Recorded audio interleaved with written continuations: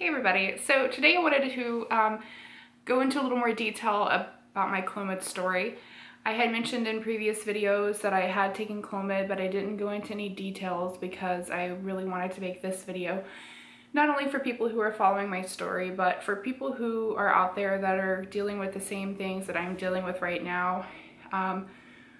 When I first started having issues, I did try to do some research and I didn't find a whole lot of actual stories from people. They were mostly just medical help websites that had information about Clomid and negative side effects. And then of course when I went to YouTube, I didn't find a whole lot. I found a lot of people who had taken Clomid and didn't get pregnant, and that was basically it. So I'm hoping that this video is going to not only fill everybody in on what's going on in my life right now, but also help people who are in the same situation as me. So it all started when we had hit the 1-year mark of trying to conceive. We did 1 whole year naturally, no medications. I did take OPKs and track my cycles, but like I said, everything was just kind of natural, letting things happen. When we didn't get pregnant after a year, I knew that that was the time that most women go to the doctor and say, hey, what can I do now? What's the steps that I can take now? So that's what I did. But I went into my appointment fully believing that I was going to be put on metformin. I have PCOS and I am insulin resistant, if you hadn't seen my other videos. So since I was probably in my late teens, I had been seeing the same primary doctor and seeing an endocrinologist.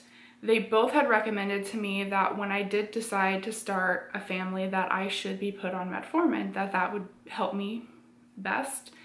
So I had done my research on it, and when I went to my gynecologist, I wholeheartedly went in believing that if I asked for metformin that he would agree with me and that would be the case. But it wasn't. I went in, I discussed with him my cycles and what we had been doing to try to conceive for the full year, and explained to him, that metformin had been recommended to me, and he kind of brushed that off. He said, I want to start you on Clomid. And I knew what Clomid was. I had heard a little bit about it, but I hadn't done any research on it, so I wasn't prepared to take it, and I wasn't prepared for him to actually prescribe me that. I thought that that was something that you did later on, after testing, after the semen analysis, after, you kind of were hitting an end, then you went into the category of needing, fertility medication. And so I got the prescription. He prescribed me 50 milligrams, and he gave me 5 refills and told me not to come back till I was pregnant. So I went home, I did a little bit of research, but most of my research consisted of success stories and how many cycles did it take for you to get pregnant on Clomid, and the basic side effects, hot flashes, mood swings, just the basic, headaches and irritability, your basic side effects for Clomid. And I felt like I was prepared, and when I did take it, I had those side effects and I knew they were coming. I ended up going back to him about a month later for an unrelated issue, and he said to me, did you take the Clomid? And I said yes, and he said, well, obviously it didn't work, so let's bump you up to 100 milligrams. And so I said, okay, we're just upping my chances. And so he gave me 5 more refills for 100 milligrams of Clomid. So I, within not exactly a year span, it was from January 2014 to September, I was able to do 5 rounds, 1 50 milligram and 4 100 milligram rounds. I had the basic side effects, but it seemed like the longer I took it, every month got worse and worse. The mood swings got worse and worse. I was almost kind of like manic depressive. I would get in this really, really dark, scary place. I would be so depressed, and then I would be angry. I would hate everyone. I would hate my husband. Everyone annoyed me. Noises annoyed me. It just got really, really extreme. The hot flashes got worse and worse. And then the last 2 rounds is when it got really serious. Like I said, I have PCOS, and I've had ultrasounds, and I do know that I have the ovarian cysts. I had the typical PCOS ovarian cysts. Nothing was ever serious. Nothing was ever abnormally large or to cause concern. So I've had cysts burst in the past, and if you have cysts or have had cysts and you've had one burst, you know that feeling. You know when it's coming. The pain for me is so intense. It's so horrible. And, you know, there's really nothing that provokes it, or for me, nothing that I've ever done personally to induce these or even actually relieve them. They just kind of surprise you out of nowhere. And so the 4th cycle, about the time that I was ovulating, when I've got my positive OPKs, when I started to physically show signs of ovulation, I would start to feel that pain as if a cyst was bursting, but it was times 100. It was so intense. It was so painful. It was me in the fetal position crying, not knowing what to do, not knowing. I couldn't stand, I couldn't lay, I couldn't sit, I couldn't do anything. The pain was so intense, and it would last, you know, way longer than the typical, you know, pain that I would have with a cyst bursting. So I knew then that something was wrong, but I thought, you know, I am taking the Clomid, and I have heard that it can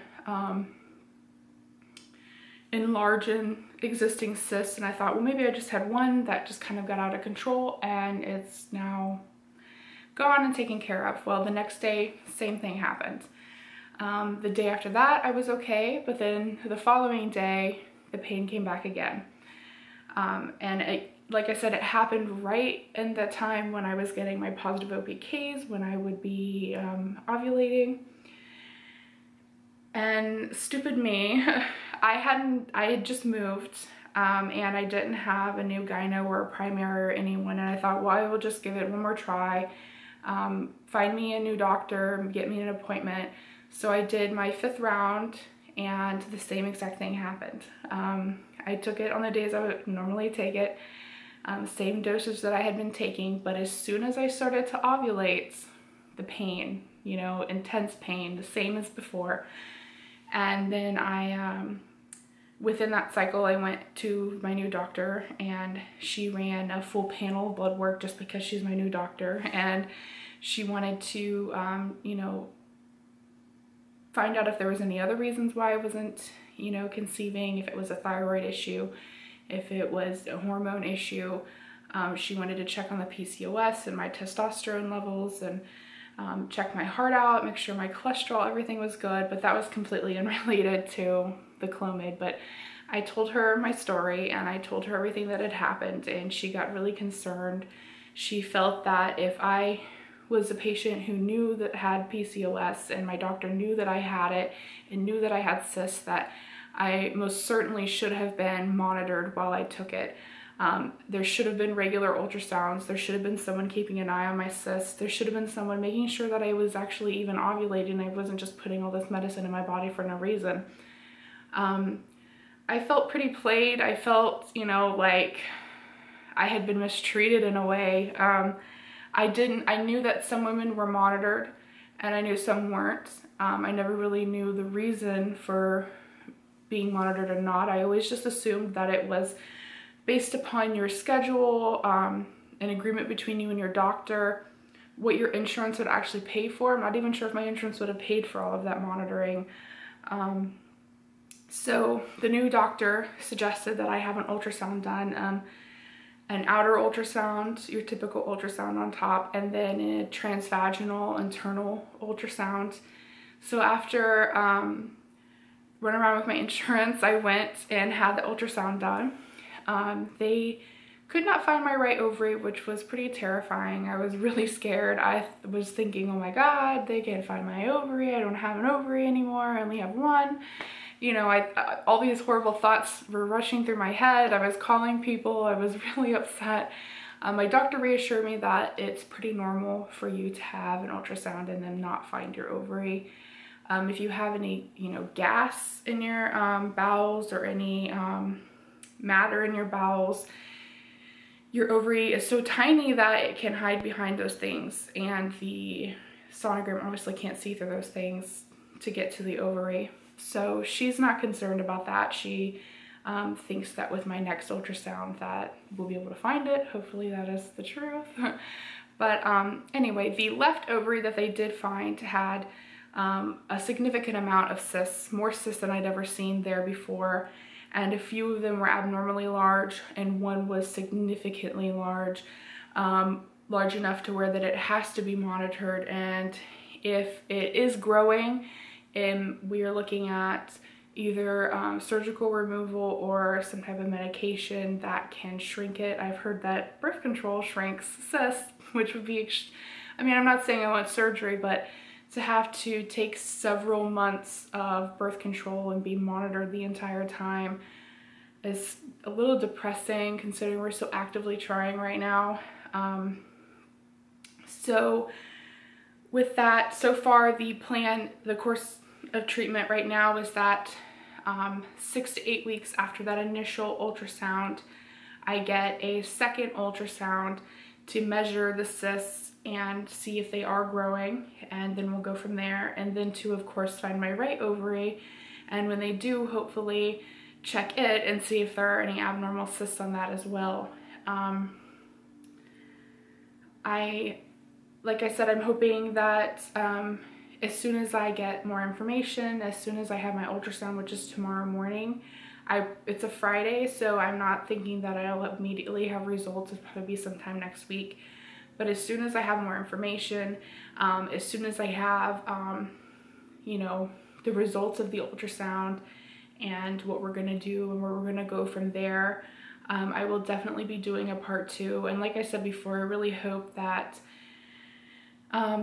there's someone, I don't hope that there's someone out there looking for this, but I hope that if there is someone out there looking for answers to maybe pain that you've had while taking Clomid, or women with PCOS that plan on taking it and are not going to be monitored, I do highly suggest that you get in contact with your doctor.